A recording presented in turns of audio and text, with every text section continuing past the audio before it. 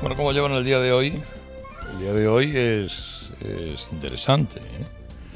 Para lo colectivo, para lo particular, para lo político, para lo social, para lo económico, para todo, porque hoy jueves 17 de julio empieza a aclararse un poco esa diabólica aritmética parlamentaria que nos dejó el 23 de julio. Y fíjense ustedes qué mala cosa. Yo digo mea culpa porque hoy habíamos cerrado ya hacía semanas este acuerdo de nuestro viaje por polígonos industriales. Habíamos cerrado nuestra presencia en el polígono industrial El Romerillo, en la empresa ECESAN, donde me encuentro, lo cual me impide estar en el Congreso de los Diputados, que sería también hoy una de mis obligaciones, pero no la ubicuidad, no.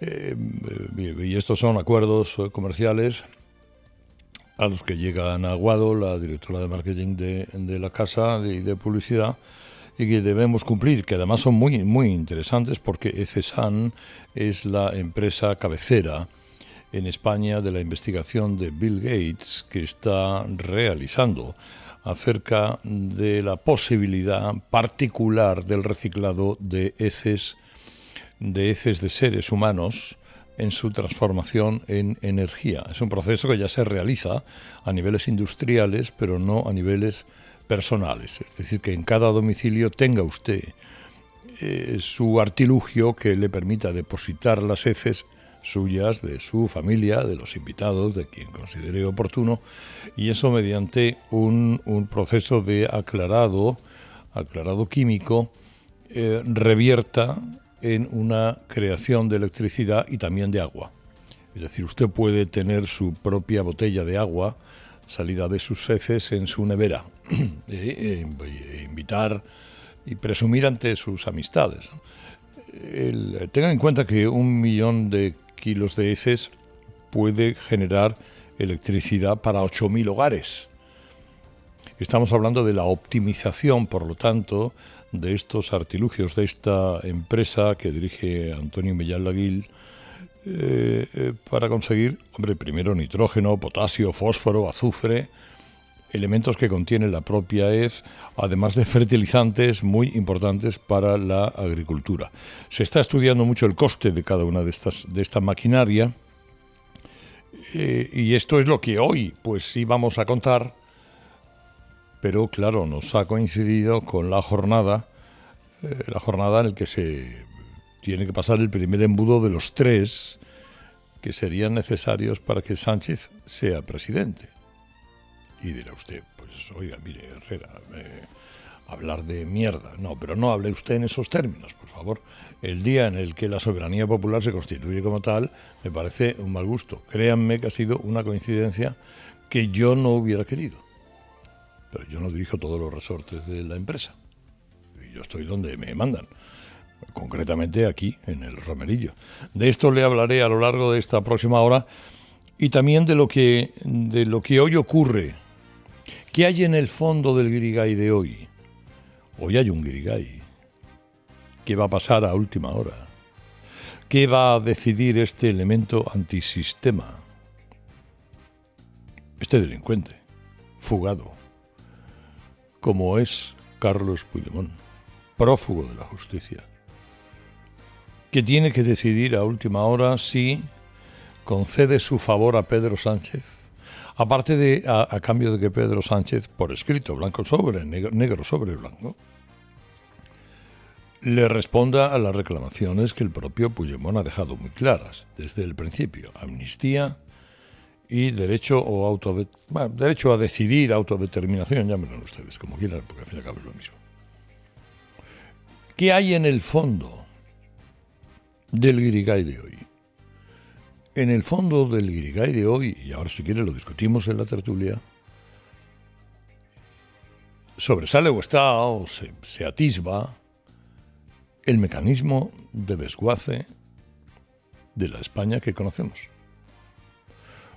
Lo cual para algunos será muy bueno y para otros no tanto. Pero no conviene que nos engañemos negando evidencias.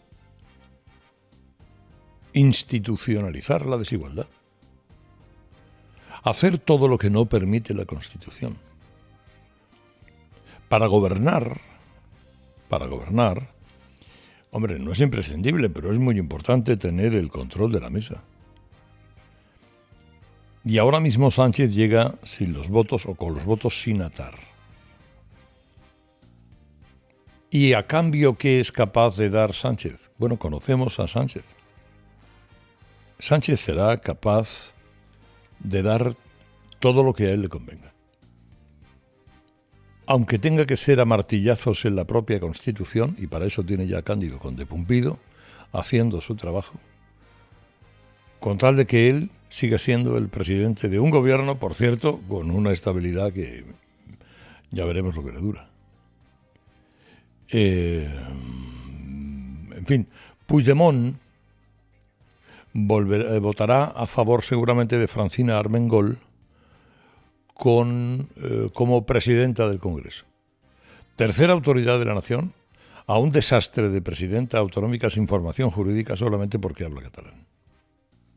Y porque casi pone en peligro el número de médicos en Baleares porque les exigía tratar en catalán a todos los enfermos.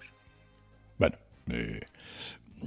¿cuántas cesiones serán necesarias para que, además de votar a favor de Armengol, Puigdemont cumpla el resto del cometido? Pues seguramente tantas como sean necesarias.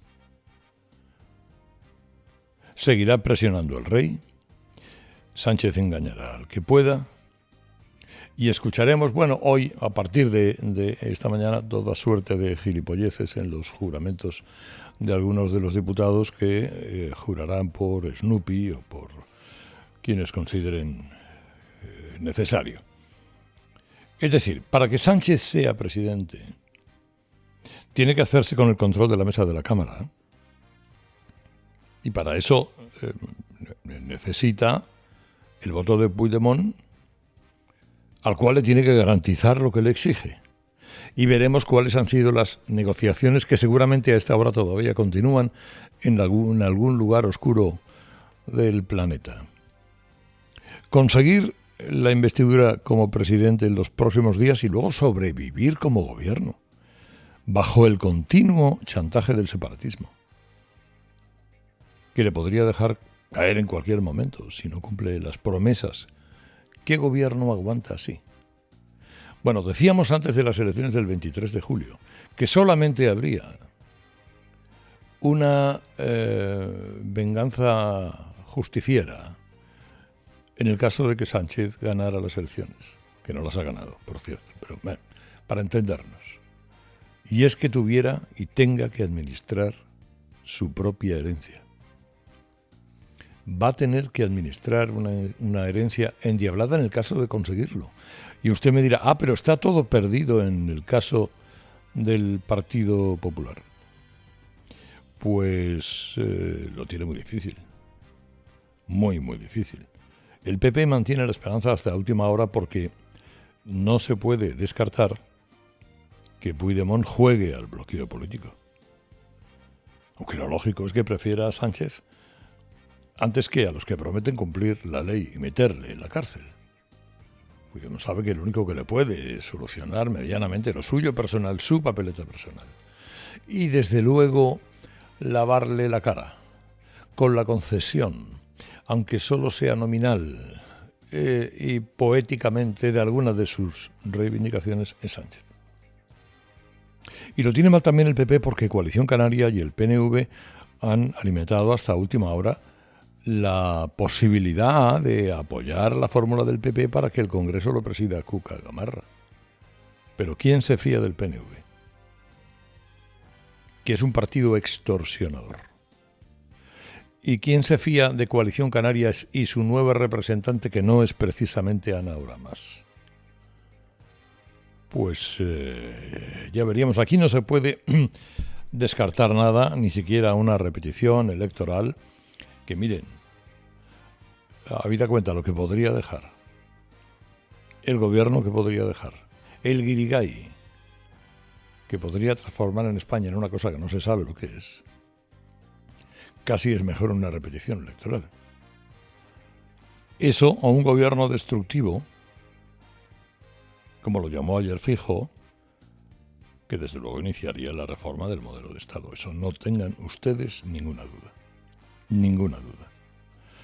Cuando hayamos pasado el embudo de hoy, ya veremos cuál será el siguiente gran asunto la próxima semana. De momento, vamos a congregarnos en esta mañana tan interesante, tan sumamente interesante, que le iremos contando pelo por pelo, gramo por gramo, si me apuran ustedes, permítanme, hez por hez.